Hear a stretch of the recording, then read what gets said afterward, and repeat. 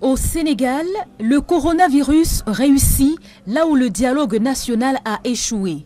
Fait historique, le président Macky Sall a reçu en audience les principaux responsables de l'opposition sénégalaise. Parmi eux, Ousmane Sonko, qui n'avait pas reconnu sa victoire à la présidentielle de 2019.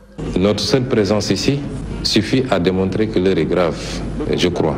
Et c'est pourquoi nous continuons à lancer un appel aux Sénégalais à rester vigilants et concentrés et surtout à suivre strictement les consignes qui ont été données. Strictement parce que c'est des consignes qui sont données pour leur bien. Il s'agit de sauver des vies. Au-delà, nous avons écouté. Nous étions venus avec beaucoup de questions. Alors que le pays a besoin de 1000 milliards pour mettre en marche son plan de riposte, il a fait part de son inquiétude quant à la provenance de cet argent.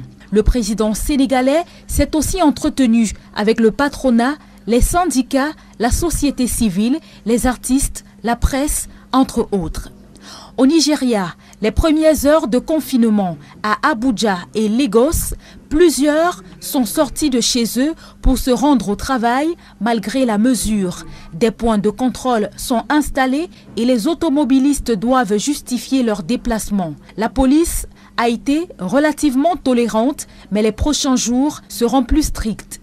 En Afrique du Sud, les centres-villes sont déserts. Le confinement est respecté. Cependant, dans les quartiers populaires, les forces de l'ordre sont concentrées pour inviter les gens à rester chez eux. They must stay inside to prevent corona from spreading. Et la vie reprend son cours normal dès que les policiers ont le dos tourné. En Côte d'Ivoire, dans l'arrière-pays, les chefs de village assurent le relais de la sensibilisation. Des haut-parleurs disposés ça et là invitent les uns et les autres à faire attention. Des messages transmis en langue locale et en français. Cependant, les autorités traditionnelles regrettent l'absence d'eau coulante qui constitue un réel frein au respect des mesures barrières contre le coronavirus. Au Mali, les professionnels de la santé mènent le combat de la ruée vers la chloroquine. Le médicament est demandé en longueur de journée dans les pharmacies.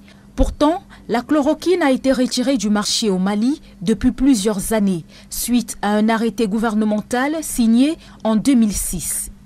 Au Niger, un couvre-feu est observé depuis lundi, entre 18h et 6h du matin, et concerne essentiellement Niamey, la capitale, la seule ville touchée par le virus. Le président Mahamadou Issoufou a gracié quelques détenus, parmi lesquels des opposants, afin de désengorger les prisons face à la montée du coronavirus. Plus de 4871 cas sont confirmés sur le continent et une centaine de morts déjà enregistrées.